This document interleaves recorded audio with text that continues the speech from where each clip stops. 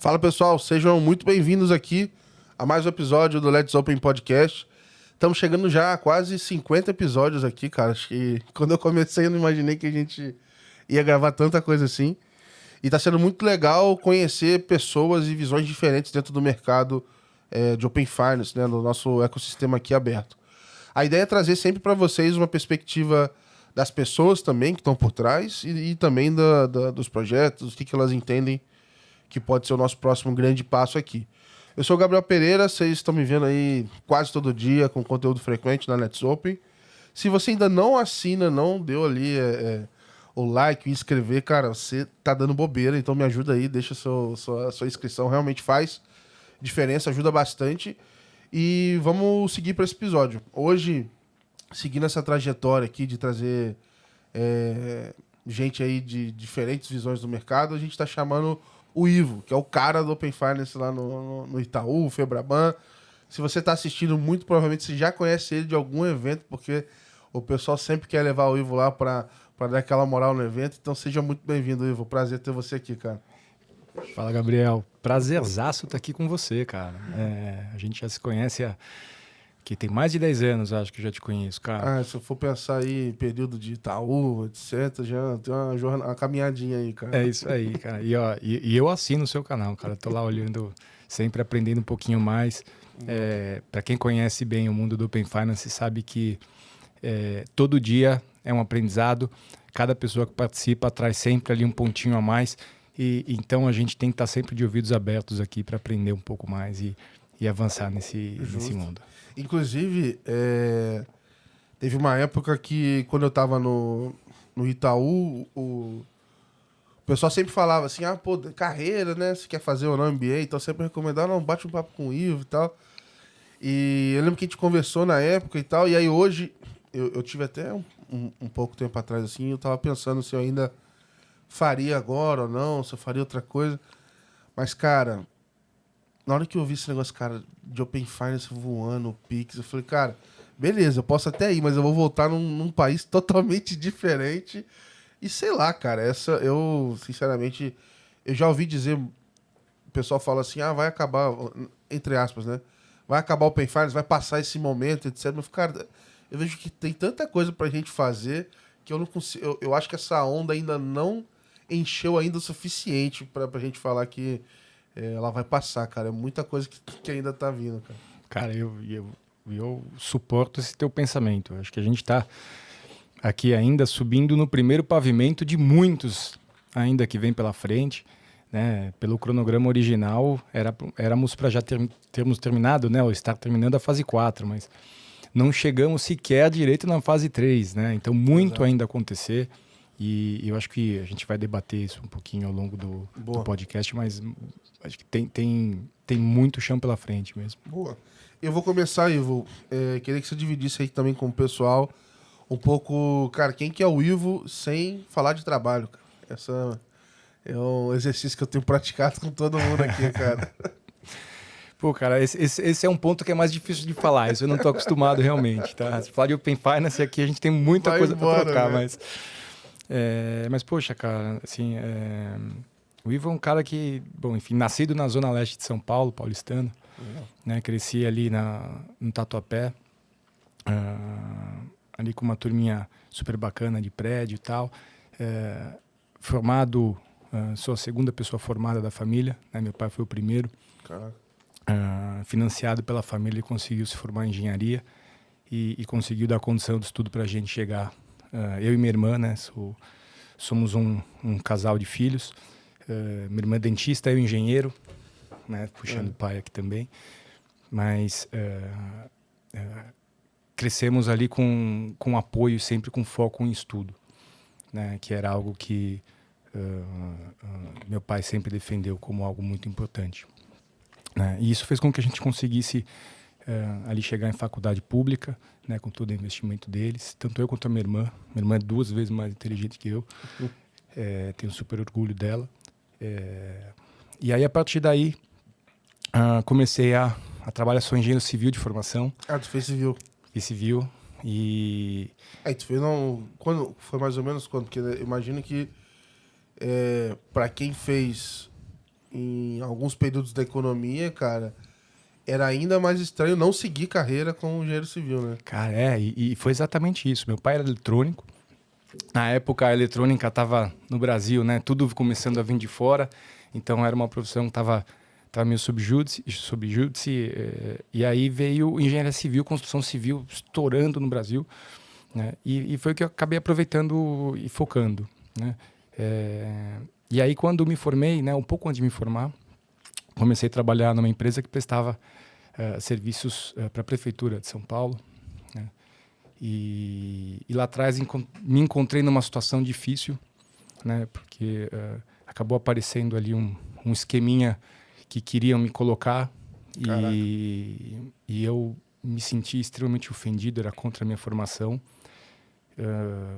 Voltei para casa, conversei com meu pai, me deu um super apoio. No dia seguinte, eu pedi demissão. Caraca. E aí eu brochei, literalmente, para trabalhar em obra assim grande, que era o que eu gostava. E aí falei, cara, preciso pensar o que eu vou fazer. E aí comecei a pesquisar sobre programa de trainee e tal. Uhum. E acabei descobrindo alguns programas muito legais, entre eles o do Itaú. E foquei. Foquei nele e de mais duas empresas, na verdade. E acabei passando do Itaú. O Itaú, agora também mudou bastante o perfil, mas sempre teve a fama de amar engenheiro, né? Então, na época, era exatamente o banco de engenheiros, né? Sim. Eu lembro que no meu processo de trainee, eu lembro que entraram acho que 7 ou 8 pessoas comigo, e eu lembro que 5 delas, assim, eram engenheiros. Eu tinha uns amigos que brincavam que era o Itaú Unicamp. Porque Tinha bastante gente mesmo. E você sabe que, assim, do meu ano, um dado estatístico, do ano que entrou em civil comigo na Poli, dos 80, acho que 20 passaram pelo Itaú. Caraca, cara. Tem gente até hoje lá, mas o máximo que passou ali foram 20. Então, assim, realmente... Então, eu antigamente eu achava... Não entendi, eu acho que eu não tinha tanta clareza do porquê, mas depois de conhecer por dentro e como era, etc., eu vejo que muita coisa para ser construída de processo e toda a complexidade que é rodar um banco, etc., fazia muito sentido, né? É óbvio que você tem vários outros perfis e outras coisas que a gente precisa complementar hoje, enfim, é natural de qualquer instituição, mas não é que eu minimizava, mas assim, eu não tinha ideia da complexidade que era um banco de varejo. Já cansei de falar aqui, assim, eu sempre falei que antes de entrar eu achava que era só agência. Pô, era inocente pra caramba, entendeu? E aí você vai ver assim, cara, como é que roda uma agência? Como é que se planeja uma inteligência de agências, rede de agências, enfim. Não é um negócio trivial, tá? Não, e eu acho que esse foi o primeiro grande aprendizado quando eu entrei no banco. Cara, esse negócio aqui é super complexo, é muito diferente do que eu imaginava, né? E eu acho que a engenharia ela traz um pouco disso, né? Ela ensina a gente a resolver problemas, né? Não importa quais sejam, então você acaba se tornando um grande autodidata. Mas faltam conceitos. Então, o que acontece? Normalmente o engenheiro entra no banco, faz o quê? Vou fazer uma pós-graduação em administração. Né? E na época tinha o SEAG, que era acho que o grande curso ali, acabei fazendo também, logo na sequência, quando entrei no banco. E dentro do banco tive uma carreira super interessante, porque eu sempre fui área de produtos. Né? Comecei como trainee na área de produtos pessoa física, e era uma área quase que uma consultoria interna. Né? Então, era uma área de inteligência. Então, como rentabilizar o produto, como aumentar a eficiência de vendas. Na época, né, a gente tinha 2 grandes canais de venda, né, que assim, a gente pensava em alavancar, fora o gerente, claro. Né, que era a internet, né, ainda aqui avançando, e o ATM. Então, eram os 2 canais. Então, você saber colocar o warning na hora certa ali, né? Cara, você está precisando de crédito? Está precisando disso? Então, clicava no sim ali, pronto. Fazia diferença. E aí isso já me deu uma oportunidade de entender o tamanho do mercado do banco. O que eu acho mais interessante desse tipo de projeto, assim, é que você faz como é que eu posso dizer assim, mas um banner, entre aspas, assim, despretensioso, uma ação que parece pequena, e quando você vê, começa a mudar o número, você fala, caraca, cara, que poderoso que é esse negócio aqui, sabe? Cara, e era uma delícia se você conseguir ver isso. Só que para você conseguir ver isso na época, né? Não vou falar quanto tempo atrás, você precisava demandar uma área de TI que te atendia para ela processar os números, te entregar agrupado, porque você não tinha a capacidade de romper a quantidade de linhas do Excel. E aí Caraca. você entendia. Se hoje, com tudo que a gente tem, já não é trivial também pegar em tempo real o negócio e tal, no mínimo, imagino como é que era. Era complexo. Você tinha realmente um trabalho de especificar como chegar no dado que tinha que chegar para você ali agrupado, porque eram horas de processamento. Assim, Fico imaginando a dificuldade do pessoal de negócio, a gente, vamos dizer assim, arredonda o número para aqui, para lá, faz uma inferência. Mas e a galera da auditoria, a galera que publica o balanço? Essa galera sempre deve ter sofrido, né, cara? Eu não consigo imaginar, cara. Não consigo. Tem que ter o número na unha ali, né, cara? E cumprindo prazos rígidos, né? E aí, enfim, comecei a aprender aqui sobre o negócio. E aí a área fez um nível de sucesso muito grande. E um diretor da PJ falou, cara, eu vou fazer igual. Vou criar uma área igual aqui. E aí eu fui um dos primeiros a compor essa área. E aí fui para o mundo PJ. Né? E aí lá no mundo PJ, poxa, o banco comprou, na época, a participação do Bank Boston no Brasil. Né? Veio toda a estrutura PJ, os caras, apesar de ser um banco pequeno, tinha uma alta relevância em market share. E aí a gente teve ali um choque cultural, tá? Aprendi pra caramba. Pouco depois, me convidaram para ir para a área de cartões. Eu fui para cartões. Fiquei um ano lá também aprendendo CRM analítico, cara, como fazer upgrade, como vender segunda bandeira, cara, assim, tentando alavancar o negócio. A precificação, valor de anuidade, etc. O que tá morrendo, né? Amém, né? Tá chegando a hora. Sim. E aí, fui chamado para... Você está olhando muito visão de cliente, já conhece muito. Vamos olhar a visão cliente aqui, vamos estudar quais são os clientes mais rentáveis do mercado. E aí eu fui para uma área que era inovadora na época, que não era mais olhar para produto, né? Era olhar para o cliente. Né? Então, o que interessa para um universitário, para um aposentado, para um estudante, para as diferentes classes de renda, região, etc. E aí aprendi um pouco mais sobre cliente. E aí, cara, depois disso eu fui trabalhar em folhas de pagamento, que era uma forma de aquisição de clientes. Sim. Depois disso, voltei para PJ, cara, para trabalhar inteligência de escoragem do cliente. Como é que a gente escora um cliente PJ? Cara, tem muita gente que escuta a gente aqui que é de fintech, eu já passei pelos dois lados, assim, eu falo com a galera, o pessoal não tem dimensão. Cada assunto desse aqui tem uma galera olhando, assim, então, assim, qualquer mínima ação, vamos dizer assim, qualquer mínimo desafio você vai ter lá no Itaú, provavelmente ele é grande o suficiente para ter, tipo assim, bastante gente olhando, assim, né? Sempre. Então você fala assim, cara, folha de pagamento, às vezes pra quem não tá ouvindo passa despercebido, mas não, cara, folha é super grande, cara, é um negócio que roda muito dinheiro e negócio... Cara, estratégia de aquisição de cliente em lote.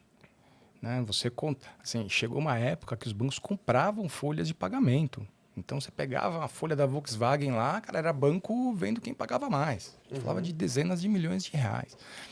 Então, assim, tinha que ter estudo, tinha que ter um valuation, né? Como, o quanto isso traria de resultado. Então, cada área dessa, assim, foi uma curva de aprendizado muito grande. Né? E aí chegou num momento, eu ainda era gerente, estava na PJ. E aí eu recebi um convite para assumir a área de câmbio como superintendente. E já conhecia de câmbio, tinha ideia de câmbio? Eu absolutamente não conhecia nada de câmbio. Só de ter viajado e era como... Era exatamente isso. Para mim era comprar o dólar na agência e acabou. E aí você descobre que é um mundo absolutamente incrível, complexo. Ele tem tudo que... todas as dificuldades que você vai encontrar em conta corrente, em cartões, em empréstimos, em transferências, pagamentos. Cara, é um mundo à parte, com um nível de controle absurdo, né? Em termos de prevenção à lavagem de dinheiro, né? Então, com processo de QIC robustos. Cara, esquema tributário de câmbio, um absurdo. Você tinha ali milhares de formas de declarar isso na Receita, assim, super complexo. Eu imagino que deva ter uma certa urgência barra necessidade de atendimento ao cliente ali também acima da média, né? Porque eu fico imaginando que se você, enfim, se dá algum problema, aquele preço que tinha, ele já não pode ser mais honrado, né? E aí, não é um boleto, entre aspas, que atrasou e você paga ele no final do dia e compensou e resolveu, né? Não, é exatamente isso. E não sei se você vai lembrar lá no passado, quando você falou assim, vou comprar dólar. Cara, você acompanhava a notícia, né, ali no UOL, o dólar caiu, saía correndo para a agência, largava tudo, ia até a agência. E aí eu lembro que na época que eu assumi, a gente especificou a compra online. Então, poxa, você pega a cotação, já compra, reserva e inclusive marca o dia de buscar na agência. Né? Foi assim, super projeto, super bacana, assim, super feliz de ter participado. Eu fiz essa daí, eu já usei. Então é excelente. Eu também usei algumas vezes. Mas enfim, no final das contas, poxa, como é que você foi parar lá, cara? Pô, eu acho que eu tinha passado por tantas áreas, sempre com esse objetivo, né, de evoluir processo, evoluir produto, rentabilizar. E aí eu lembro que quando eu fui promovido, assim, me colocaram numa sala, né, e falaram, cara, parabéns, você vai ter um novo desafio, cara. Assim, chegue com medo, porque é câmbio. Né, câmbio é algo extremamente crítico, mas tem a oportunidade de dobrar a receita aqui. Né? E que foi meu grande objetivo. Caraca. E aí, enfim, fiquei 1 ano e pouco na área. E na época um superintendente que tocava cash management foi promovido. Né? E aí fui convidado a assumir cash. E aí comecei a olhar então para todo mundo de pagamentos. Legal. E foi quando, então, efetivamente, ali acabei assumindo um grande P&L para o banco. Fiquei 3 anos na área, mas no meio do caminho, eis que surge o Pix, né? Que foi a grande evolução de mercado. Né? E o Pix, no modelo que ele foi desenhado, né, pelo Banco Central, com várias consultas públicas avançando a especificação, ele exigia um nível de participação do mercado. E eu já era envolvido, então, como cash management na Febraban. Né? A gente tinha ali todo um trabalho, né, junto com os outros bancos para trabalhar a nova plataforma de cobrança, né, que evoluiu ali ao longo do ano de 2017, né, para centralizar e ter todos os boletos registrados. Né? E, cara, eu falei, poxa, esse negócio aqui é o futuro, cara.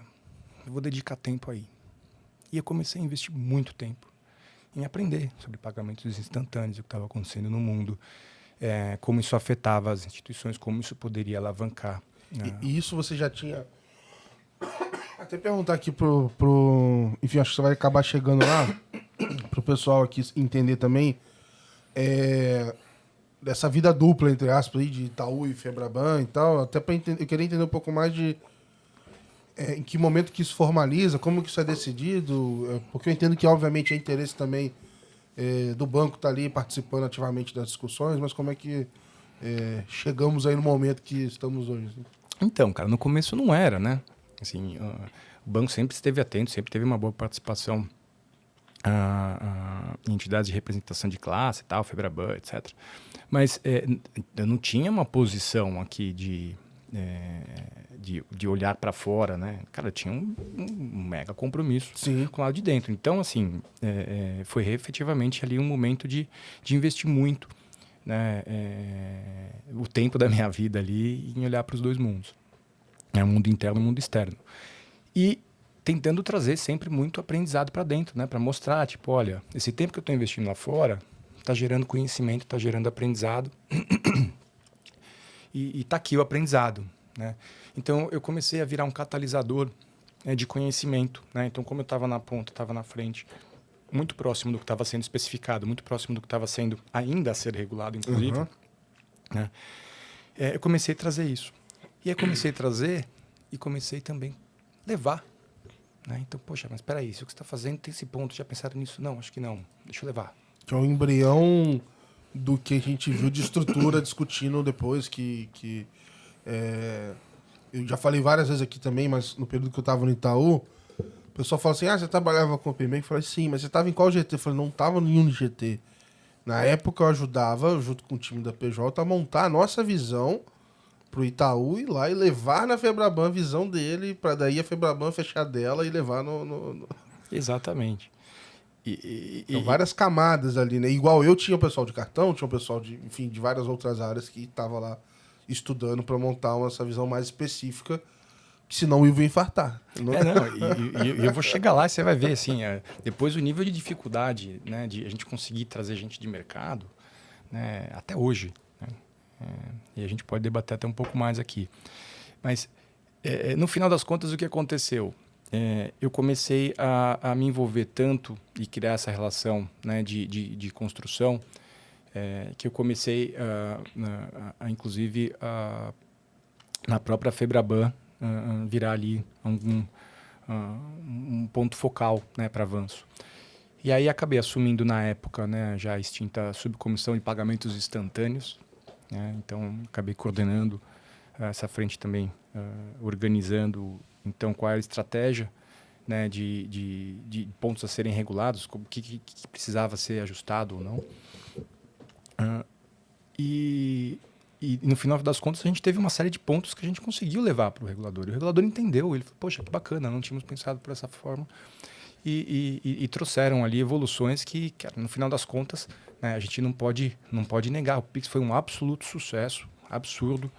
Até hoje eu faço conversas, seja com empresas brasileiras ou internacionais, até mesmo entidades governamentais internacionais, agora muito da América Latina, vindo falar sobre Pix.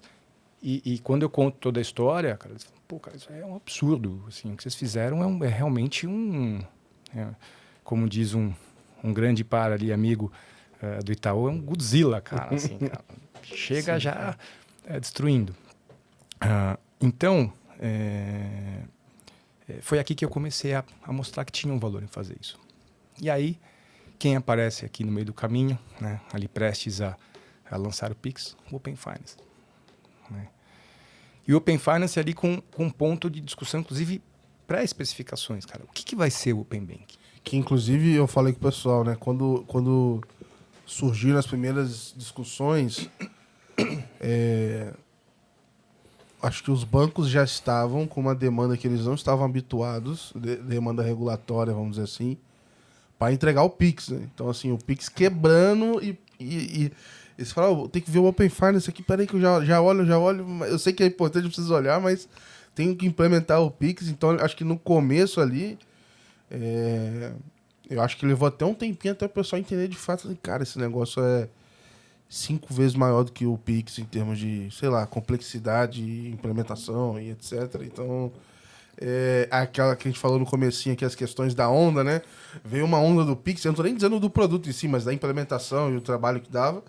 E quando o pessoal tava acabando de tirar a cabeça debaixo d'água, tava vindo o Finance atrás. Foi exatamente isso. Assim, você imagina, assim, ó, sabe, né, esse aprendizado que a gente teve do Pix, né, da gente falar aqui, instituições dizendo que está gastando 1 milhão de horas aqui em um ano para conseguir desenvolver, teve que parar tudo, sim, né, com potencial pela de receita, se bem que depois isso não se comprovou, né, sim, né, pois é, tá vindo um negócio aqui chamado Open Banking e pelo que está sendo desenhado, cara, vai ser 10 vezes mais difícil e vai colocar aqui basicamente todos os negócios de forma aberta para o mercado, ou seja, quase que assim, lembra aquele plano que você fez pro ano? Cara, você vai ter que rever ele quase que inteiro.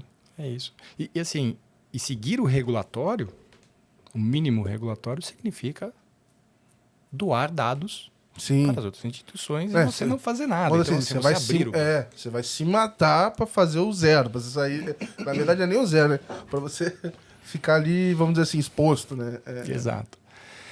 E aí, nessa mesma linha, falei, cara, esse negócio aqui é game changer, né?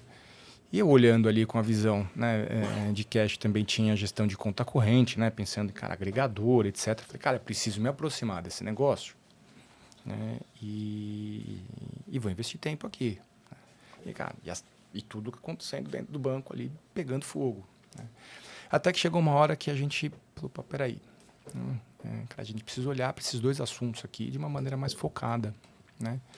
E inclusive, né, tem uma agenda externa enorme, né? O Ivo tá lá tocando, cara, putz, então precisamos dar foco para isso, precisamos montar um time específico para isso. E aí eu saí de cash e fui olhar Pix Open Finance. Ponto. E com uma agenda muito externa, então absorvendo as áreas internas para desenvolver, ali seguir a regulação, desenvolver projetos estratégicos, mas eu não estava olhando para a estratégia interna, estava olhando para a estratégia de desenvolvimento do mercado, né? Trazendo os pontos de preocupação interna e levando tudo aquilo que estava sendo regulado para colocar também o Itaú na vanguarda de desenvolvimento. E, cara, isso foi excelente, né? Acho que todos nós que participamos lá dentro do banco, vimos que, cara, isso abriu portas e trouxe um enorme progresso e com velocidade, né? Porque... Eu falei muito com o Paulinho, assim, porque no episódio com ele, porque eu acho que acaba... todo mundo que tinha relação com essa área ali precisava, de certa forma, levar isso para todo mundo que era interessado no banco, né? E você pensar o seguinte, beleza, você já tinha uma trajetória muito grande no banco e já conhecia várias áreas lá. Por exemplo, eu tinha acabado de entrar na PJ e me perguntaram assim, pô, Gabriel, quais são os produtos que têm impacto nisso? Eu falei, cara, não tenho a menor ideia. E a gente montou uma lista. Preciso falar com o responsável dessa parte aqui, sei lá, do crédito rural. Eu falei, cara, não sei quem é, cara. Então, assim, só para você ter dimensão de onde é que pode impactar, cara, isso já demanda uma visão da instituição inteira que não é trivial. E eu sempre fiquei impressionado com essa gestão de stakeholders, assim. Você alinhar interesse, enfim, até na época eu elogiava muito todo mundo que cuidava dos PMOs, das agendas ali, etc., porque eu nunca vi um negócio andar tanta coisa ao mesmo tempo tão bem, assim, organizadinho. Geralmente eu vi as coisas dando pau, mas aí talvez o lado engenheiro do banco fazendo a coisa orquestrar ali, cara. Não, essa orquestração é algo extremamente crítico. Como você colocou, é basicamente você mexer com o banco inteiro, né? Todas as verticais de negócio, assim, sem saber. Então, assim, você começar com um roadshow dizendo, cara, deixa eu te mostrar o que está vindo por aqui, né? Legal. Agora, deixa eu te mostrar como você é impactado se você não fizer nada, né? Mas olha só, deixa eu te mostrar o que tem de oportunidade aqui. Né? E aí você, opa, peraí, isso é bom, isso é grande, esse negócio. Sim. Então, e aí você fazer essa gestão integrada que existe até hoje, acho que foi realmente um grande diferencial, isso funcionou bastante. Quando é que foi o momento que você sentiu que teve um endosso, vamos dizer assim, talvez, das lideranças também? Que eu imagino que em determinado momento o Open Finance era uma ideia, era um risco, em algum momento poderia chegar ao Brasil, e um belo dia falou assim, meu irmão, vamos parar todo mundo e olhar esse negócio aqui e vamos embora, sabe? Que momento você acha que você sentiu que o cara virou e o negócio agora vai, assim? Cara, assim, eu acho que a partir do momento que a gente começou a ter discussões sérias de regulação, né? E antes mesmo da regulação sair, cara, assim, eu posso me considerar um grande sortudo aqui, tá? Por quê? Porque, no caso, a liderança do Itaú é uma liderança que, assim, vem num movimento cultural de mudança muito forte, né? Então, assim, a gente não fala mais Itaú como incumbente, cara. Itaú não é incumbente mais. Há alguns anos já. Tá? E é uma tocada de transformação muito grande. Então, assim, se você me fala assim, Iva, você encontrou alguma dificuldade? Cara, eu encontrei zero dificuldade. Cara, contra fatos não há argumentos. Então, assim, a gente levou, é isso aqui que vai acontecer. Isso, claro, muito bem organizado, muito planejado, né? Por todas as pessoas envolvidas na época. Né? Cara, assim, está vindo esta onda, não é para daqui 5 anos, é para o ano que vem. Tem, né, um enorme risco, mas olha só, tem uma enorme oportunidade. Como a gente vai ver? Como risco ou como oportunidade? E de cara, a liderança do banco comprou. Isto é uma oportunidade e nós vamos encará-la como tal. E pronto, a partir daí foi muito fácil, né? Assim, em alguns meses a gente estruturou uma área.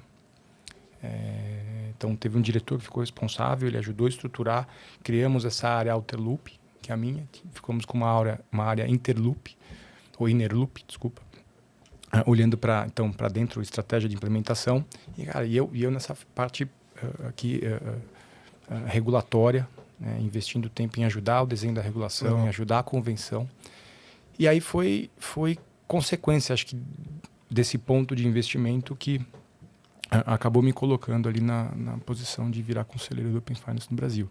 Porque chegou um momento em que estava com tempo dedicado, estava com o nível necessário para conseguir tocar o negócio. E cara, emplacou, né? E já tô lá desde o seu início. Cara, legal, cara. E assim, é uma coisa que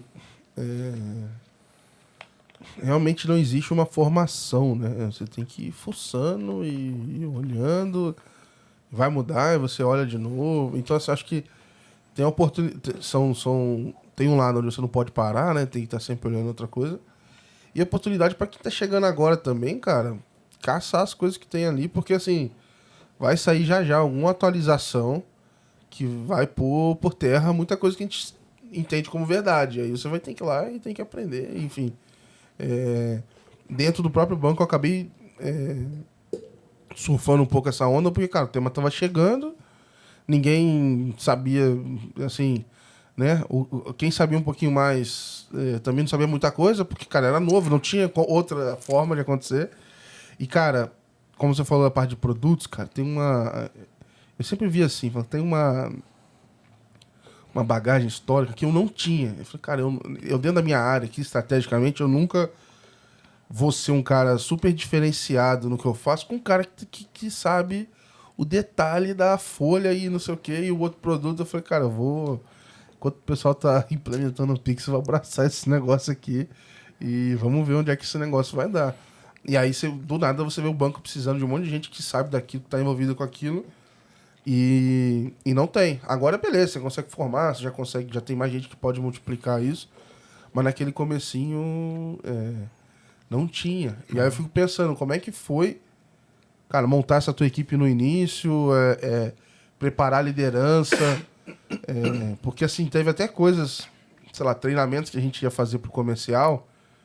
E, cara, a gente fazia um treinamento e dava um tempinho. Tipo, a gente nem acabou de fazer todas as datas, mudou. Fala, puta merda. Aí mudou um negócio aqui, a data que a gente tava falando já não é mais aquela data. Como é que eu atualizo essa galera? E como é que tu fazia isso pra formar pessoas de negócio ali, enfim, pra desdobrar isso dentro do banco? Cara, bom, primeiro, acho que esse é o primeiro ponto, né? Não tinha escola para isso, né? Então, o mercado foi aprendendo sobre o assunto, né? Mas fazendo o link com tudo que a gente falou até agora, cara, putz, como é que eu cheguei nesse ponto, cara? O fato de eu ter rodado em diversas áreas me abriu. Então, assim, eu nunca fui um especialista em um determinado ponto, cara. Assim, eu tive a oportunidade de aprender um pouco sobre diversas visões e acabou me trazendo esse ponto. Então, o primeiro ponto que eu precisei aqui aprender e fui buscar eram pessoas que tinham tido esse tipo de experiência, né? Que tinham passado, né, por diversas áreas, tinham passado por diversos desafios diferentes em termos de produtos diferentes. E aí eu comecei a trazer, então, as pessoas, né? E esse é o ponto o ponto de entender do negócio. Mas, cara, e sobre entender a dinâmica? Cara, assim, imagina um cara que sempre foi produto, sempre olhando para dentro, e de repente começa a se envolver numa agenda externa, vai trabalhar em relação constante com um regulador, com outras entidades de classe, não necessariamente com a mesma visão. Ela super aprendizado, né? E dificuldade, né?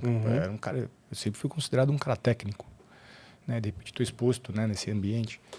Assim, cara, eu tive algumas pessoas que eu fui mirando para aprender como lidar, né? E a Febraban é uma escola para isso, cara, né? Então pega o Leandro Vilain, cara, super professor para mim. O cara me ensinou muita coisa. Cara, o Paulinho que hoje está lá no time. Cara, Paulinho, eu aprendi demais com o Paulinho, cara. Assim, o cara é o as, né? Cara, de criar relacionamento, ajudar, coordenar projetos colaborativos, cara. Pô, ele é muito fera, cara. Então, assim, também super orgulho de trazer ele pro time.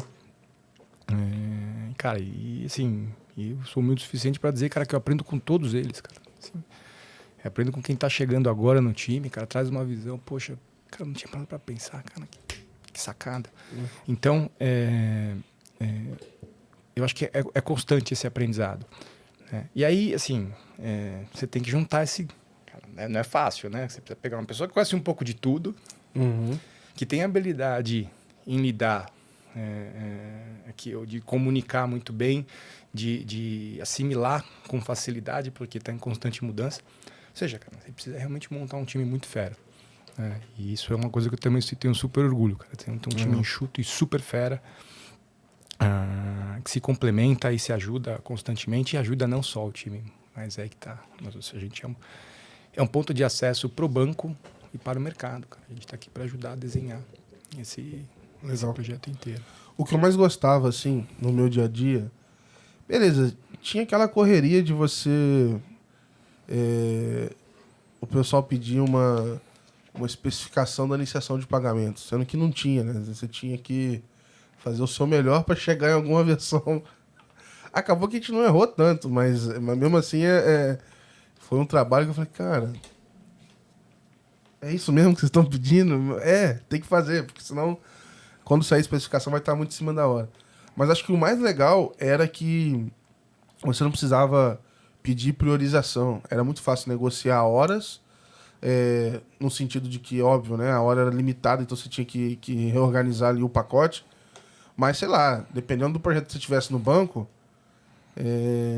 você não ia ter a mesma facilidade dentro do Open Finance ou do Pix, que era a prioridade ali naquele momento, assim.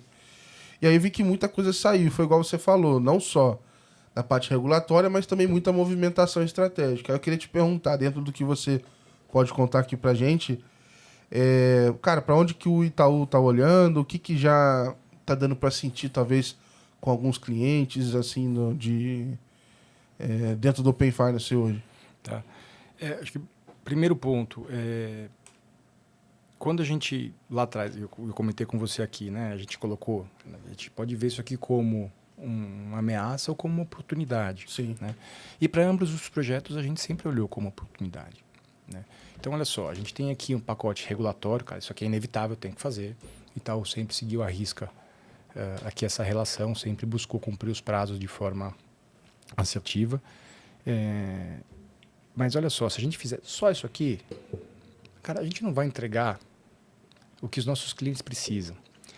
Né? E olha só que legal, em paralelo e tal, estava exatamente isso, cara. O cliente é o centro de tudo, cara. A gente vai entregar o que os nossos clientes precisam, não o que a gente, inclusive, acha só que tem que desenvolver ou que a regulação nos diz. Então, a gente conseguiu unir esses dois lados. Né? E eu acho que foi isso que você ainda conseguiu capturar um pouco. Né? Então, por exemplo, no caso do Pix, quando a gente olha, né, o visioning, né, para o produto, cara, assim, a gente colocava Pix, Fast, Pix First and Fast. Então, assim, primeiro, cara, assim, ele tem que ser o primeiro produto do cliente. Se este é o produto que realmente vai inovar a experiência, que vai reduzir custo para o cliente, cara, esquece o que você tinha de receita no legado. Foca em entregar esse produto para o cliente. Né? E a gente vai conseguir engajar o cliente no seu relacionamento completo. Então, cara, põe o produto primeiro e vamos ter que fazer rápido. Se a gente também demorar, cara, é um jogo assim, quem tiver a experiência e o cliente se acostumar com a experiência, depois você mudar, é marginal a chance de você conseguir. E eu acho que é um negócio também que, se você leva muito tempo para fazer, como é algo muito, muito claro que é bom para o cliente, pode deixar margem para gerar questionamento. Pô, há interesse em fazer rápido ou não há? Começa a aparecer... Pois é. Você fica exposto, né? Pois é, bom ponto. Inclusive, você pode passar uma imagem de que você está sendo resistente. Não quero fazer... Exato. E a gente viu isso acontecer. Né? A gente viu acontecer. Teve instituição que acabou ficando um pouco com a imagem de mais resistente. Né? E aí é inevitável, né? Chega uma hora que você cai a ficha, tem que seguir e fazer acontecer. Então, assim, no final das contas, a gente acho que teve um processo de desenvolvimento muito rápido. Por consequência, a gente teve ali uma defesa muito grande, né, por parte dos nossos clientes, que estão satisfeitos hoje com a instituição. E no caso de cash, especificamente, o Itaú sempre se destacou muito. Né? A gente, há 13 anos, ganha como melhor banco de cash aqui no Brasil. Então, de forma consecutiva. Então, assim, a gente tem aqui um legado e uma curva de aprendizado. E aí é aquela história, né? A gente pode ter, né, a sensatez ou o bom senso para muita coisa, mas no final das contas é o cliente que diz Sim. o que funciona e o que não funciona. Então, sempre, se você está um passo à frente e Cara, aproveitar a oportunidade, você sempre vai estar um passo à frente. uma coisa simples, assim, no podcast aqui, eu... Cara, nunca pensei em colocar em outra plataforma que não fosse Spotify. Porque pra mim é muito óbvio que é o Spotify. Pô. Ninguém escuta em outro lugar. Quem escuta? E aí alguém me falou, não, bota em tal lugar. Eu comecei a botar e eu vejo nas estatísticas, tá só aumentando em outras plataformas, assim. Eu tentei que botar em mais. Mas é isso, assim. Não é que eu tomei uma decisão em algum momento, assim. Não, eu nem considerei a possibilidade de que escutavam em outro lugar. Não, tá Spotify, tá no YouTube, tá bom, assim. Mas muito nesse caso enfim, de ouvir as pessoas, a audiência e tudo mais. E aí, assim, eu queria... É óbvio que, assim, já tem alguns... já veio alguns produtos ali atualizando, né? A parte de finanças, etc. Eu sei que PJ tem a parceria com a OMIE também, que é um negócio legal pra caramba. E aí eu queria entender, assim, o que por exemplo, mudou, talvez, nesse mindset, por exemplo, de, cara... Sei lá, até algum tempo atrás, essa parceria, por exemplo, com a OMIE, ela poderia ter sido feita, entre aspas. O Open Bank não mudou o objeto ali da conversa. E assim, não estou falando só do Itaú, mas de outros bancos que poderiam ter painéis de finanças, poderiam ter soluções de agregação com outras soluções, com Scrap, etc. Mas em algum momento eu acho que agora que veio o Open Bank, o negócio parece que floresceu assim para todo mundo começou a fazer. Comoditizou. E aí falou, não, agora vamos ter que fazer. O que você acha que mudou, assim, nesse sentido de estratégia para priorizar? Porque, assim, cara, como é que tu faz um VPL ali, um ROI de um PFM, por exemplo? Cara, não sei, não é trivial. Então, agora para fazer, você gasta hora pra caramba. Mas toparam fazer, sabe? E estão fazendo. Então, o que mudou, assim? Eu acho que 2 pontos aqui. O primeiro é que, sim, isso poderia ter sido feito no passado, né? Inclusive, tiveram pilotos, né? E diversas instituições, né, que fizeram isso. Mas a gente também tem uma boa base de clientes. A gente sabe o que é game changer, né? Então, atrás não era um interesse priorizado do cliente ter tudo isso. A gente sempre ouvia de muitos clientes, principalmente PJ, né? Poxa, seria bacana se eu tivesse isso aqui. Mas, cara, para você realmente agregar valor, cara, ou você realmente virava um RP, porque senão as empresas falam assim, cara, se você não me entregar no mínimo isso aqui, cara, não adianta. Você vai construir, posso até usar um pouco, mas ele não vai me atender. Eu vou precisar ter uma outra solução. Então, sempre foi uma coisa, cara, putz, em algum momento a gente vai ter que investir aqui, né? Tava lá no radar, né? Mas não era prioridade. O Open Banking, ele abriu, né, aqui uma facilidade muito grande, padronizou e, assim, a gente fala de screen scrapping, mas, cara, screen scrapping envolve você ter especialistas focados em cada uma das instituições. Sim. Né, e se adaptando às alterações de cada uma dessas instituições. Cara, Ele é mais frágil, né, cara? Real time, porque se você deixar de funcionar 3 dias para se adaptar, cara, você derruba 3 dias o RP do cara ali, né, entre aspas. Então, o que a gente vê como gatilho aqui? Você abriu as portas, está padronizado, né? Uma vez que você se conectar, você tem acesso. Cara, assim, se eu não fizer nada, né, alguém vai levar a minha audiência. Exato. Se eu fizer, eu posso trazer mais audiência. Né? E não é só mais audiência, é mais conhecimento sobre o meu próprio cliente. Né? Quando a gente fala principalmente de PJ, assim, é muito difícil você conhecer o cliente todo. Ele tá dividido em 2, 3, 4 instituições. Né? E aí você ter acesso a isso, você ter... Sim, vamos pensar numa PJ aqui... negócio médio aqui, uns poucos milhões de faturamento. Cara, assim, negociação para crédito, negociação, cara, putz, traz prova, traz evidência, traz documento, tá, para negociar ali 0,1 da taxa. O Open Finance compartilha os seus dados. Pô, bateu hoje. Eu sei que você tem de condição aqui, tô vendo que você está pagando bem, tudo em ordem, cara. Modelagem de crédito, tá aqui, consigo te dar. Então, assim, a redução de custo é absurda. Então, e a única forma de você fazer isso, trazendo o consentimento do cliente. E se você não tiver a visão de agregação, para ajudar o cliente a fazer a gestão do dia a dia, poxa, ele vai fazer isso em algum outro lugar. Uhum. E não queremos, né, que ele deixe de fazer comigo para fazer com outra instituição. Certo? Faz sentido. Então, acho que isso é um padrão, acho que, de mercado. Acho que todos tentando caminhar. Eu, assim, não acho que vai haver aqui nenhuma instituição bala de prata só por isso. Não é o agregador que vai fazer a diferença. Eu acho que é o conjunto, né, da agregação, da prateleira de produtos, da precificação que é ofertada para o cliente. Eu acho que quem acertar esse conjunto de fatores aqui, cara, vai criar uma vantagem competitiva absurda. Eu falo muito assim que eu acredito que você tem assim, 3 coisas, né? O benefício que você entrega, o quão personalizado ele é e a tempestividade que você leva para entregar.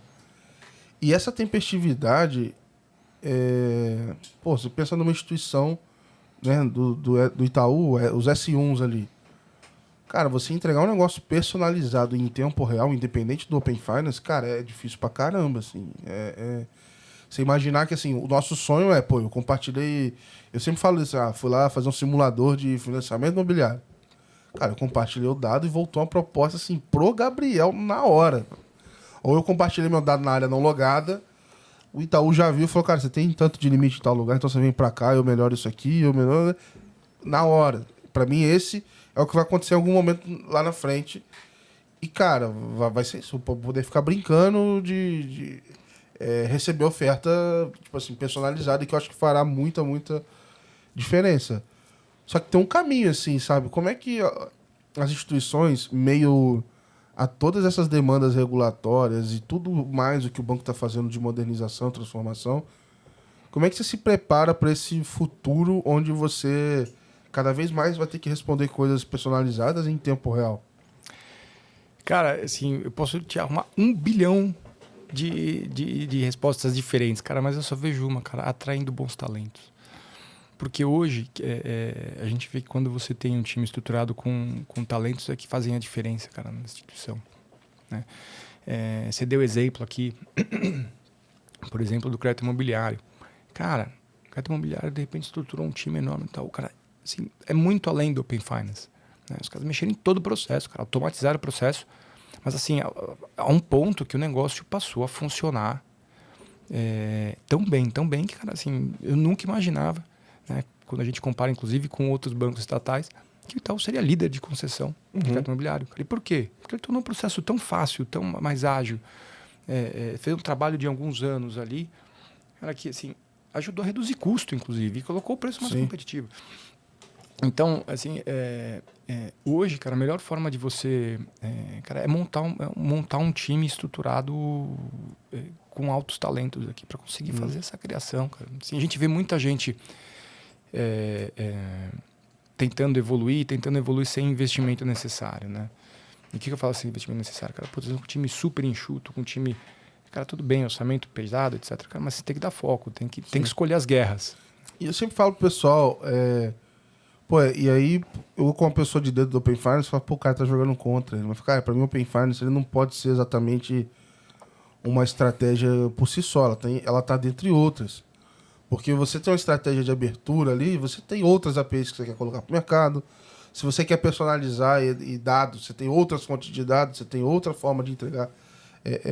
Vamos dizer assim, para andar tudo orquestrado, não adianta você só fazer Open Finance e dizer, não, agora beleza, agora eu vou arrebentar no mercado. Não vai encontrar dificuldade, cara. Cara, e assim, e essa dificuldade aumenta quando você tem assim, todo um ambiente inovador, inclusive na forma com que a gente toca o projeto. Né? A gente tocou no início da conversa aqui a dificuldade de alocar pessoas, né? Mas, cara, hoje a construção ainda e a especificação ainda é feito por recursos doados, né, cedidos pelas instituições, né, para a estrutura, né, fazer parte dos GTs. Aham. Né? E, poxa, você tem aqui um nível de preocupação com a carreira das pessoas também. As pessoas também aprendem, crescem, recebem outros desafios. Aí você tem que colocar uma outra pessoa no lugar. Essa pessoa tem uma curva de aprendizado. Então, a gente também teve um nível de turnover muito grande. Os GTs em si também não é uma rotina tranquila, não, cara. Não é. E o time que está lá dentro é o time que está lá dentro do GT e no banco. Né? Então, a gente viu aqui o nível de desgaste das pessoas, principalmente da tecnologia, aqui com todo esse movimento. Né? Então, assim, hoje, o que a gente tem de desafio é estruturar um time que tem uma maior velocidade, né? Um time dedicado, dono do negócio, né? Respeitando todo o processo de governança, que as casas têm o direito de avaliar a solução técnica, mas um time 100% dedicado. Então, esse é o desafio que a estrutura está passando nesse momento. Né? Como é que a gente internaliza ou terceiriza, né? Mas você tem um time dedicado, focado. Recentemente, a gente contratou um diretor de tecnologia, né? Agora a gente precisa estruturar esse time para dar velocidade, né? Porque no formato que a gente está, a gente sabe que é limitado. Né? Aqui aí entra a questão também de como é que vai ficar o financiamento dessa estrutura depois, e como é que isso evolui, que eu entendo que eu vejo isso lá fora, essa discussão acontecendo. Assim, beleza, a gente começou financiando, mas, cara, não dá para viver sempre assim, como é que vai ser? E aí tá nessa fase de rever, e eu acho que aí talvez não chegou aqui ainda, mas provavelmente vai aumentar, esquentar essa discussão. Hoje a gente já tem, né? Isso hoje sendo pago pela proporcional ao PL, patrimônio né? líquido das instituições. Né? Então as grandes instituições acabam pagando mais. Né? Mas eu acho que o ponto não está aqui. Eu acho que o ponto está muito mais na questão de governança. Acho que a questão de custo acho que vai se resolver facilmente. Entendi. Eu acho que a gente avançando agora, tendo mais entrantes, né, a gente consegue avançar para um modelo mais proporcional ao uso, à representatividade no Open Finance, mas eu acho que isso vai acontecer com o tempo, vai acontecer de maneira mais estruturada. Lembrando que a gente tem uma migração, né? A gente está numa estrutura inicial ainda. Né? A gente precisa migrar em algum momento para uma estrutura definitiva. Que é um momento que também está lá fora, quando fala assim, a OBE, e aí, assim, né? Vai continuar isso, não vai mudar? Eu queria aproveitar para te perguntar, Ivo, do que você já pesquisou, ouviu, até das participações. Cara, como é que a gente supera a questão de poderes de PJ, cara? Que esse é um negócio que já conversei com um monte de gente e pô, tem luz no fim do túnel. Tem algum lugar que alguém enfrenta esse... não tô nem dizendo que resolveu, mas que enfrenta essa dor igual a gente tá enfrentando. Já pensamos várias soluções malucas aqui, discutimos, mas cara, é difícil pra caramba, cara. Mas não é trivial mesmo, né? Uma vez que você tem poderes ali, você tem uma LGPD por trás, você tem uma preocupação em ainda não ter sequer uma jurisprudência, né, em relação ao que pode e o que não pode. E poderes não é um assunto difícil para o Open Finance. Poderes já é um assunto difícil por si só.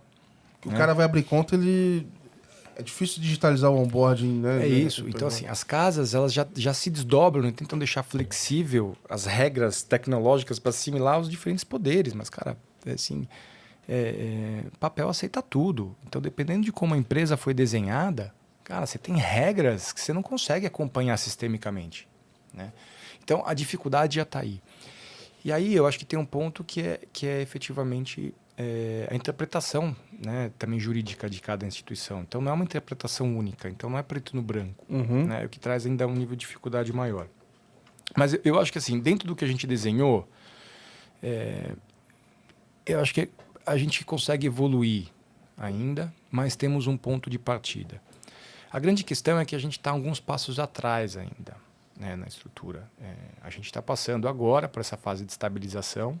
Né? Então, agora no dia 30 de outubro é implementada então, a versão 2, né, do Open Finance, que é quando eu digo que a gente realmente já virou referência mundial, porque ninguém chegou no nível de amadurecimento que a gente chegou nessa V2, e não só em termos de detalhamento, mas em termos de amplitude também, né? Sem contar com que ainda há por vir. Mas para a fase 3, né, temos ainda aqui também um processo de aprendizado junto com a fase 2 e de interoperabilidade, acho que para ambas as fases. Né? E aí temos aqui a evolução de outros meios de pagamentos, porque a fase 3, que é a iniciação de pagamento, só tem o Pix hoje, né? Que acho que é um ponto que você deve me questionar um pouco mais para frente, mas eu acho que a gente tem que avançar aqui para conseguir alavancar ainda mais o uso da iniciação de pagamentos. Então a gente chega num ponto onde que enquanto a gente não tiver um plug and play, que essa é a grande questão, o nosso grande segredo aqui é quando é que a gente vai conseguir alcançar esse estado da arte de dizer, cara, temos um motor de certificação onde você vem, você testa, você passou, cara, putz, na hora que você ligar a tomada, você vai conseguir falar com todo mundo. Isso ainda não acontece, né? E isso ainda não acontece porque até o modelo de referência que a gente pegou, né, que foi o modelo europeu com alguns aprendizados da Austrália, ele não foi construído para interoperar prontamente. A Europa mesmo, cara, fez nascer um monte de intermediários, né? Ele falou assim, olha, conecte comigo que eu conecto com todo mundo. Que volta um pouco daquela história parecida do Screen Scrap, que eu tenho pessoas dedicadas a entender várias instituições para se adaptar. Imagina, 3 mil bancos na Exato. Europa. Então, assim, e aqui a gente já está avançando num nível de adoção muito maior. Sim. Só que, por que a gente já não tem aqui mais de centenas de instituições conectadas? Cara, porque ainda precisa amadurecer. E, assim, é difícil você investir. Né, quem está desde o começo, as obrigatórias S1 e S2, se você perguntar para qualquer instituição, minimamente já foi 2 a 3 vezes o orçamento dessas instituições que elas tinham para o desenvolvimento. Por quê? Porque ainda não chegamos nem na metade, né, do caminho. Exato, Por quê? exato. Muito retrabalho. Muito aprendizado, muito retrabalho, muito aprendizado, muito retrabalho. Então, você não consegue desmobilizar o time, então tá lá trabalhando, evoluindo. Mas, assim, eu tenho uma expectativa, a gente já começou a ver aqui um nível de eficiência maior. A gente está vendo quem está chegando agora, por último, está conseguindo conectar já mais fácil, né, do que no passado. E com a V2 a gente tem uma expectativa de que seja ainda melhor. Com a V2 da fase 3 também esperamos a mesma coisa. A partir daí, cara, continuar aprofundando aqui o detalhamento das especificações e principalmente aqui um mockbank parrudo, né, para que você consiga testar. Uma das conversas que eu tive aqui me sugeriu exatamente isso. Falou assim, olha, a gente precisa de um próximo nível do mockbank para que eu não precise testar em produção algumas coisas. Que tem coisas que não dá para você testar dentro do mock lá, né? Do ambiente. Eu acho a grande mensagem aqui é assim, sempre que tiver uma pressão de prazo maior do que a gente vê que a estrutura está dizendo que é possível, a gente vai ter pontos que vão passar, né? Então, a V1 a gente sofreu bastante porque tinha um prazo ali extremamente rígido, regulatório, etc. Assim, foi entregue o motor que dava para ser entregue. Sim. Não foi suficiente. Estamos evoluindo. Vai ser suficiente, cara? Putz, espero que sim. Mas você acha que esse posicionamento... Inclusive, eu falei isso daqui. Eu não acho que as decisões do Bacen fizeram muito sentido de rearranjam a data, cobram um escopo menor, botam um soft opening, abre isso aqui para lá e tal. O que me estranha um pouco é a comunicação, porque assim, eu não vou abrir mão desse escopo inteiro pro dia tal. E aí, no final do dia, você fala assim, cara, a conta não fecha, não tem como fazer esse escopo inteiro para aquele dia. E aí, chegando perto, fala, beleza, agora vamos só com essa parte aqui. Mas até lá, o pessoal já morreu de burnout e ficou maluco pensando que tinha que fazer tudo. Não sei será que vai ajustar isso em algum momento? Porque do outro lado, o pessoal fala o seguinte, o que eu também acho que faz sentido se a gente não botasse essa pressão toda, talvez não ia sair nem aquele que a gente tinha. É uma negociação, né? Então. Mas assim, é mais difícil você fazer um orçamento correto do que batê-lo, né? Que eu quero dizer, que essa é a gravidade, né? Uma vez que você definiu, cara, não é 10, é 1, você vai focar em chegar no 1. né? O prazo aqui é a mesma coisa, cara. Se você joga para frente, você tem um risco de lá na frente não dar certo. Se você joga um pouco mais, lá na frente... Então, assim, tem que ir dentro de um limite, mas assim, tem que ter uma previsibilidade. Concordo que eu acho que é importante. Assim, e esse é um ponto muito, muito preocupante, né? A questão de burnout. Até porque quem faz parte hoje dos GTs, se essa pessoa chega num estado tipo, cara, não aguento mais, ela sai. E aí você colocar outra tem um custo enorme. Pô, você imagina, cara, a gente desenhou de especificação, a gente, né, antes de sair a oficial, a gente desenhou Pix, TED, tudo que é tipo de boleto, tudo que a gente foi entrevistando todo mundo do banco para montar esse monte de especificação e entregou isso pro time de TI. E aí no final, galera, vai só Pix. Beleza. A gente priorizou, falou, não vamos fazer... Por onde a gente começa? A gente começou pelo Pix, aí no final deu tudo certo. Mas, cara, até lá foi uma maluquice, porque a gente ficou se cobrando que tem que saber o boleto de concessionária que vai entrar no Open Finance. O cara não vai, entendeu? Só que, sei lá quanto isso vai entrar, mas sim vai entrar. Mas, talvez, e aí, inclusive, eu falei aqui, cara, que muito provavelmente quando entrar, já vai ser por Pix. Aí não faz sentido fazer mais, aí faz no Pix. Então, tem esse outro ponto, né? Que assim, o Pix também está avançando bastante e deve, né, suprir aqui ou cobrir outros modelos de negócio também.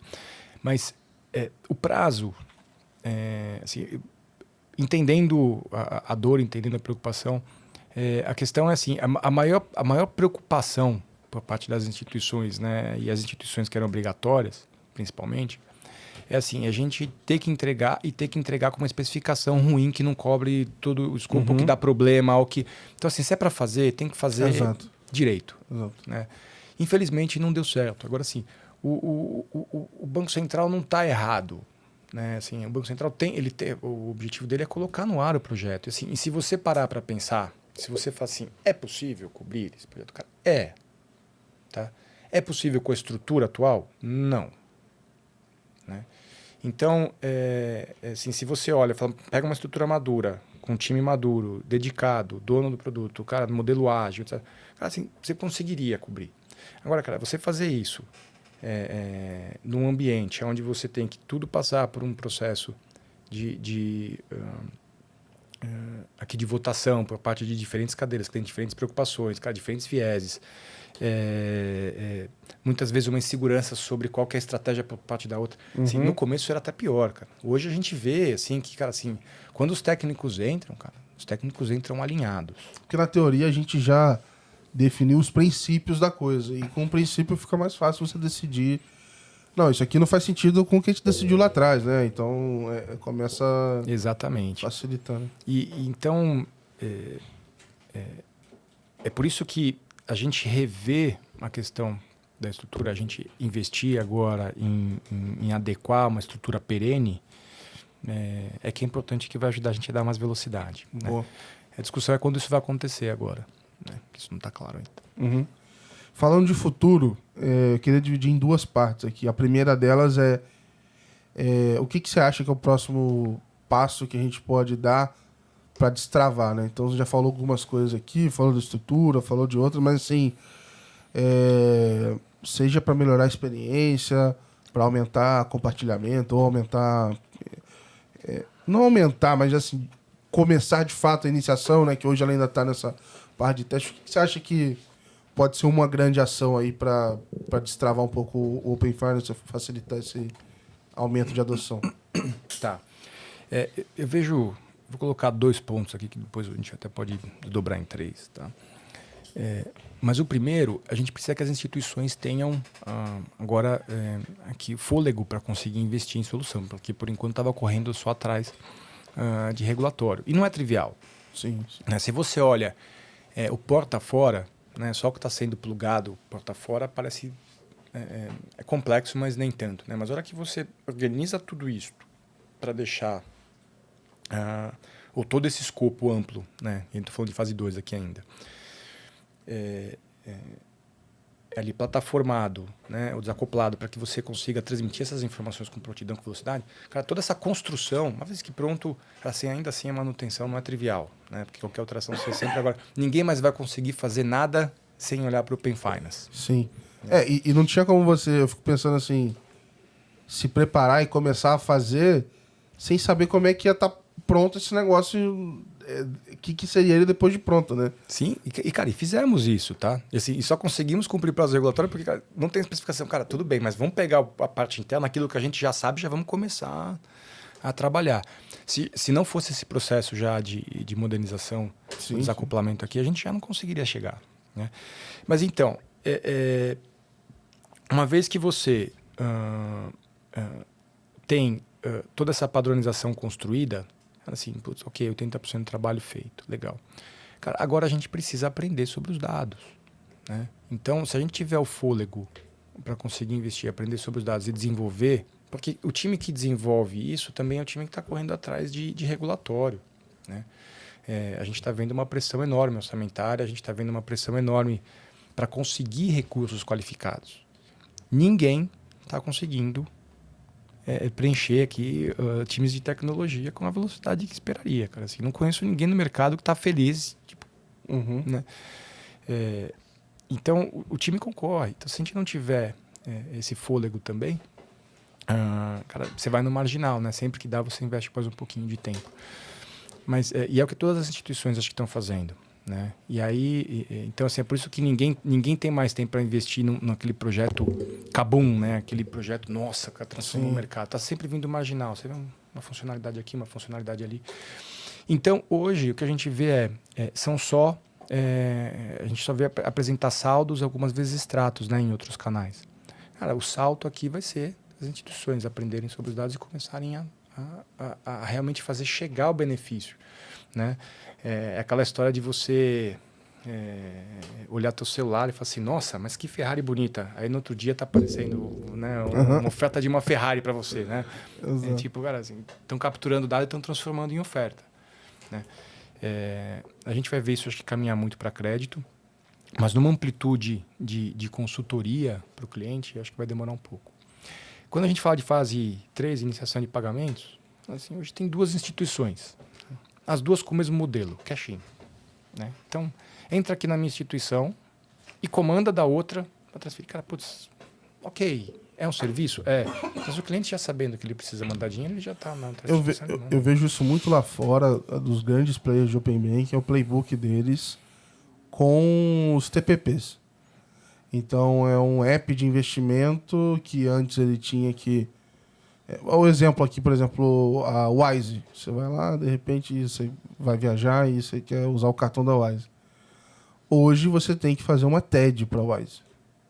Você poderia fazer uma iniciação de pagamento lá dentro. E lá fora é muito isso. Então, sei lá, site de aposta, que é um negócio que tá loucura aí, o pessoal usa muito. Jogo online, investimento, cripto, tá todo mundo usando esse cash-in. E é um pouco do playbook da TrueLayer, de outros caras lá fora, que foi o que eu vi até o momento. E eu vi em um banco, que eu não lembro o nome, mas foi bem específico, que era na aba, e aí reforça a tese de não ter uma bala de prata, porque é um negócio pequeno, mas lá na fatura para pagar o cartão de crédito, tava lá, pagar com outra instituição. E aí você pagava com dinheiro então, assim, mas você concorda que aqui a gente está falando de uma evolução de experiência, certo? Sim, sim. E aqui, o que nós temos hoje no ar, né, que é exatamente o Pix, pagar contra o banco, é você ter, no momento da necessidade, você ter oportunidade de migrar o dinheiro ali. Pô, legal, você trouxe um novo case de uso. Mas ele não está criando um novo case de uso, né? Por quê? Ele ainda não está conectado de forma ampla com o Open Finance, né? Então, seu agregador fazendo a agregação de todas as suas contas, dizendo, meu amigo, você na outra conta lá está negativo, só que nessa daqui você tem dinheiro. Quer migrar agora dinheiro de uma para outra? E evitar R$15 de juros de hoje para amanhã? Opa, sim. É aqui que você começa a criar novos casos, é aqui que você começa a fazer realmente um salto de uso, né? Porque a outra necessidade você já tinha. Sim. Né? Se você agora vai ser com a experiência dentro do app, você vai fazer o TED do outro aplicativo, cara, você inclusive já tem lá, você já vai ter lá o teu beneficiário armazenado, né? Se for viciado em aposta, por exemplo. Então, se pensar que eu acho que vai vir essa popularização do banco automático, né? Então, faz investimento, arredonda uma compra, guarda dinheiro, enfim, eu acho que essas coisas vão começar a aparecer mais, assim. Só que o que fica um pouco para mim ainda de de dúvida com a estrutura que a gente tem hoje, como é que a gente faz 100% autônomo, né? Porque tem a história do consentimento ainda, etc. Acho que em alguns momentos, quando entrar o VRP, talvez, e você tiver, por exemplo, sei lá, eu autorizei, deixei o Itaú autorizado a mexer na minha conta do, sei lá, do Santander, do Bradesco, e aí eu sei que, sei lá, o Itaú vai automatizar alguns investimentos para mim, alguma coisa. Se tiver essa história do saldo que você falou, não vai nem perguntar. Eu já defini nas minhas regras lá que, cara, se for para pagar juros, pode movimentar minha conta. Já nem me importa mais se é a questão A ou B, né? Cara, e essa provocação ela é riquíssima e eu acho que é exatamente isso, é trazer novos meios de pagamento para iniciação. Uma coisa que a gente não pode confundir e não pode tentar criar, a gente teve essa discussão há um tempo atrás, que assim, tentar evoluir um arranjo através da iniciação de pagamentos. Cara, putz, não é mais iniciação de pagamentos. Iniciação, você está iniciando um arranjo dentro das regras do arranjo, certo? O exemplo que você deu, né? Cara, o Pix hoje é uma transação pontual. Você não pré-programa. Você pode agendar um Pix, tudo bem. Você não deixa um Pix liberado para a hora que você quiser, o valor que você quiser. Mas, cara, por exemplo, o débito automático, sim. Você autoriza um débito automático de uma instituição na sua conta. Sim. Cara, legal. Então, poxa, eu quero deixar autorizado aqui, ó. Itaú, sempre que você vê uma oportunidade de migrar, eu deixo você cadastrado, então, débito automático autorizado no banco A e no banco B. Poxa, tá feito. A tua solução tá entregue. Para isso, a gente precisa colocar o quê? Débito automático. Sim. Então, e aí você fala... Agora você fala, putz, mas débito automático também envolve questão de convênio, envolve... Cara, putz, é fato, né? Aí tem o Pix débito automático, que é algo que está como prioridade do Banco Central, mas a gente não tem agora um cronograma ainda estruturado. Então, né, vamos começar com o débito automático para aprender e depois migra, e quando tiver o Pix, débito automático também já agrega ou não? Né? Então, são discussões que, como todo esse mundo regulatório está muito grande, né, é difícil de você se adequar hoje. Né? Então,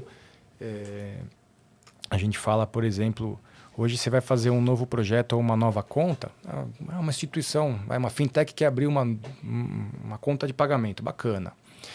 Né? Ela vai nascer, daqui a pouco ela fica obrigatória no Pix, né? Uma vez que ela fica obrigatória no Pix, aliás, se você for detentor de conta, você já tem que nascer pronto para a fase 3. Sim. Por regulação. E aí, eu tava falando disso esses dias também. Agora, as fintechs que vão nascer agora já tem que nascer com os troços prontos. É isso. E, então, lá atrás, inclusive, a gente teve uma discussão muito grande sobre escopo, né? Então, né? E prazo. Né? Poxa, talvez assim, reduzindo o escopo dá para manter o prazo. Fazendo isso fica um pouco apertado. E o pior ponto que a gente pode aprender agora é que o negócio ficou muito complexo para que novos entrantes se desenvolvam e entrem. Né? Então, é por isso que agora essa fase de estabilização, essa fase de evolução para garantir o plug and play e, portanto, um menor investimento e, portanto, abrir espaço para que outras empresas prestem esse serviço, porque por mais que você seja super interoperável, né, tem valor você contratar uma empresa para te plugar no Open Finance. Né? Imagina que amanhã a gente vai para V3. Cara, putz, um investimento de uma única empresa no V3... Sim.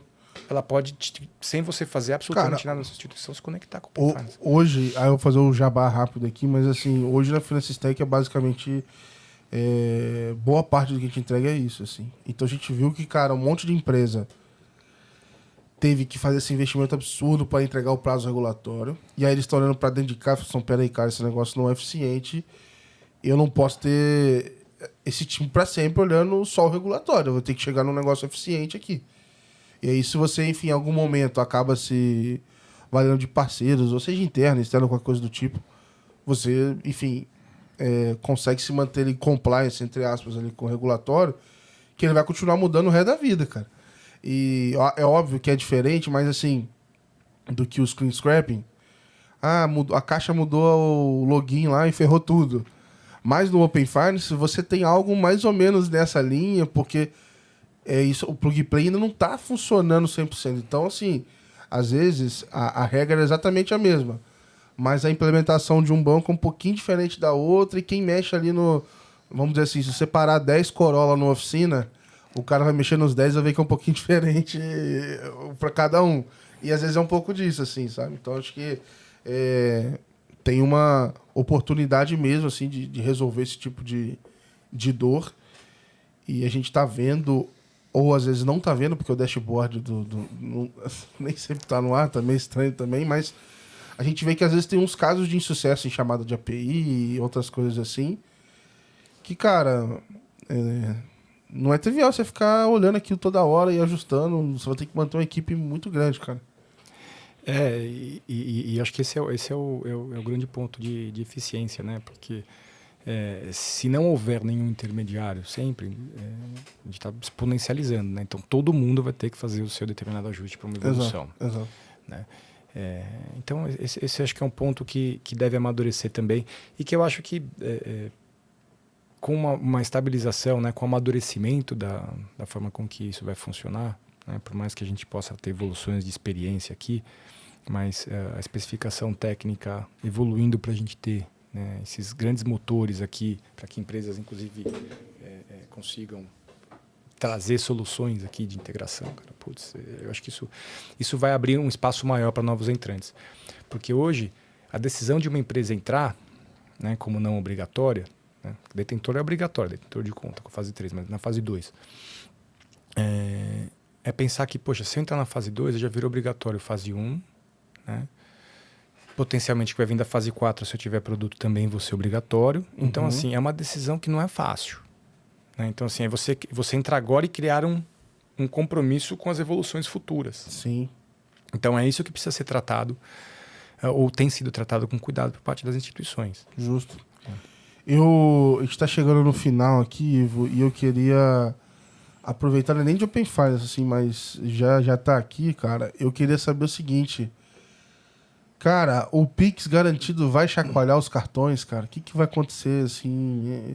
Porque eu tenho uma leitura aí de que no final do dia você tem todas as características de um produto, né, de crédito e no limite uma instituição que dava, sei lá, R$1.000 de limite pro cara num lugar, ele pode dar em outro agora.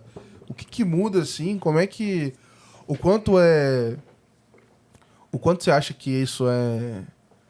alarmismo, vamos dizer assim, ou quanto você acha que pode ser real mesmo, de dar uma chacoalhada assim na indústria? Cara, Porque falando de Pix, tudo é muito... assim, vamos lá, acho que o Pix garantido, ele, para os emissores, né, hoje, de cartão, teria um pouco de impacto. Né? Potencialmente pode trazer mais impacto aqui quando a gente fala de credenciador e bandeira. Né? Mas na prática o que a gente está dizendo assim, cara, é transformar o Pix realmente numa bandeira. Uhum. Né? E então, assim, a demanda não vai cair, a demanda não vai mudar. Sim. Né? Então, assim, quando a gente fala da questão do fim de cartões, assim, eu acho difícil. Né? Hoje, cartão é uma demanda, inclusive, mais demandada porque, inclusive, não tem acesso a crédito. A gente ainda tem uma configuração no país de pagamento a prazo, né, que funciona muito bem. Então, você tem um nível de demanda muito grande para Transactor. E tem uma demanda aqui de um público mais específico para ter esse controle, né, de ter o crédito disponível quando ele precisa. Uhum. Né? Uhum. Não vou entrar em questões de superendividamento, porque eu acho que isso acabaria ocorrendo para ambos os casos. Né?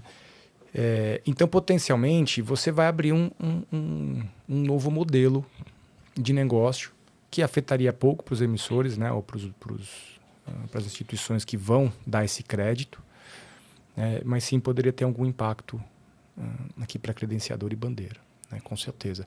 Agora, eu olhando para esse produto, né, e se você me fala assim, mas você acha que esse é um produto que deveria ser prioritário?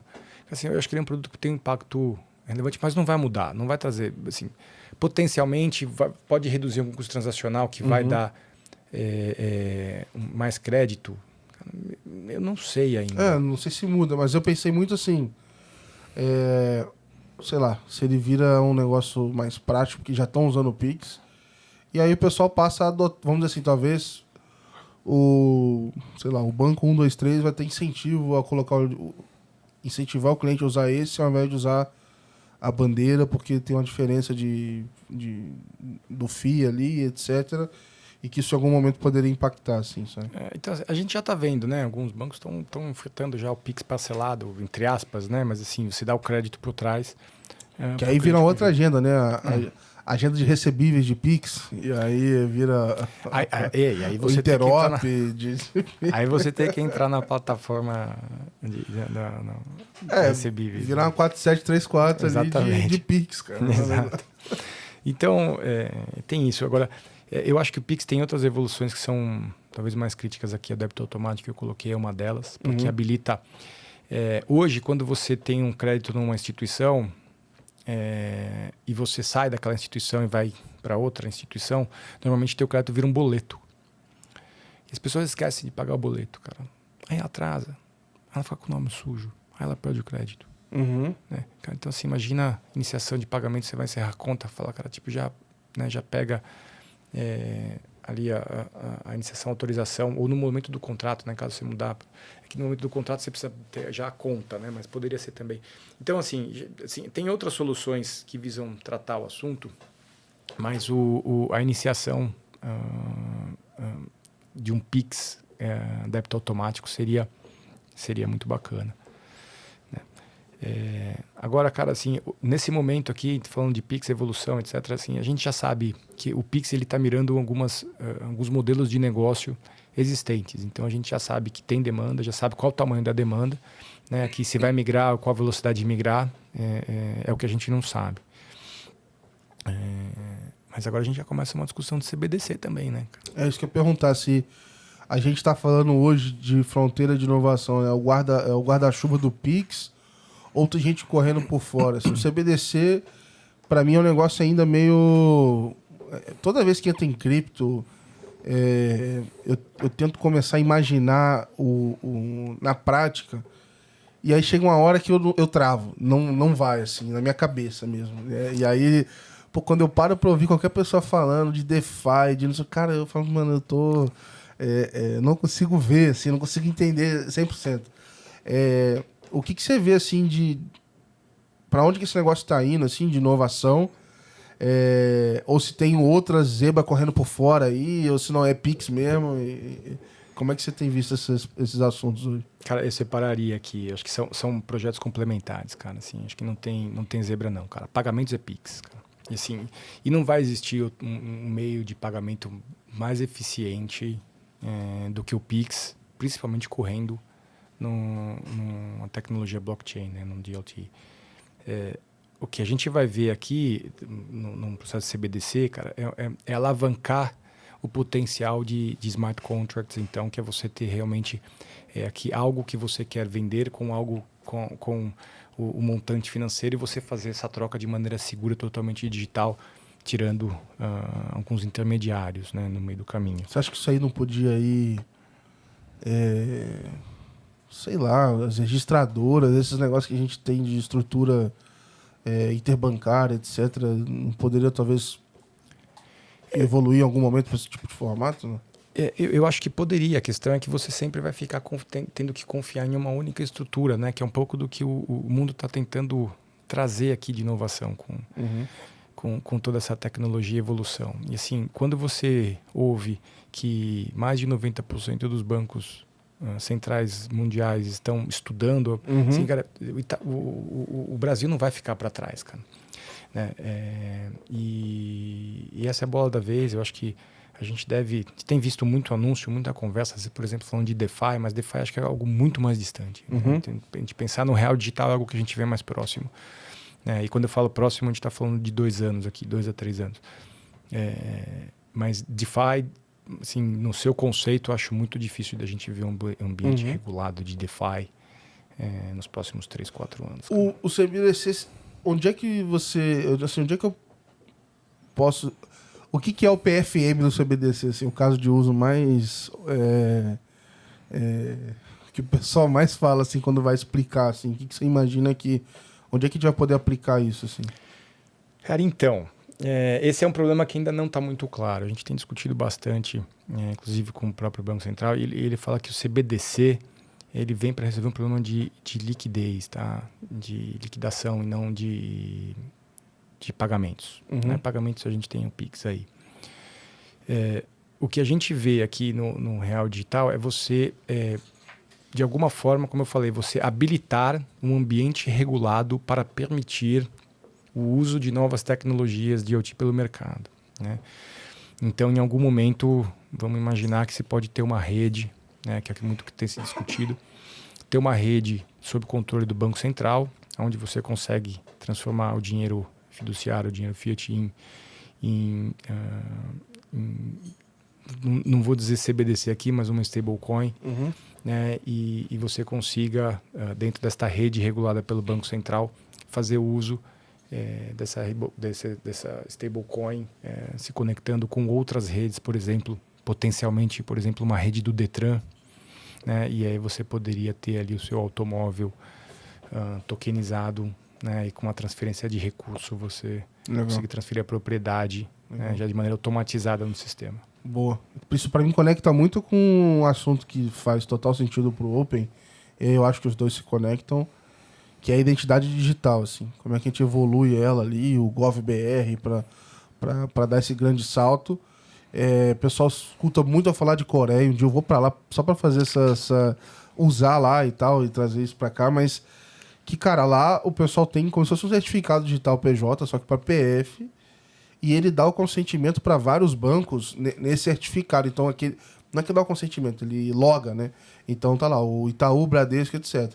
Quando ele entra numa instituição e quer levar os dados para essa instituição, ele se loga com esse certificado, dá o ok e leva todos. Não é um para um. É um para os que ele escolher, sabe? Não é igual aqui que ele tem que fazer um de cada vez. E para mim isso funciona muito porque essa identidade digital é forte, e aí eu acho que entraria numa dessas, de você tokenizar esse ativo e enfim, negocia ele aqui e ali, você destrava a fricção no Open Finance. Para mim essa identidade digital é um negócio que vai pegar bastante, assim. E eu não tenho dúvida, e quando o Brasil fala de ter um documento único, ele já está mirando isso. Porque se você pegar hoje, um dos maiores problemas que a gente tem no mundo digital é exatamente a dificuldade de fazer um QIC, a dificuldade de você realmente garantir que o cliente é ele mesmo. Né? Então, se você pega hoje em questões de fraude, uma grande parte, né? Sabendo que aqui 70%, 80% das fraudes é engenharia social, né? O destinatário do recurso, né? Ou é uma conta emprestada ou é uma conta fraudada. Né? Então, uma conta que foi aberta em nome de outra pessoa com documentos obtidos. E assim, e se você vê o nível de evolução que o pessoal chega, é absurdo. Assim, você tem simuladores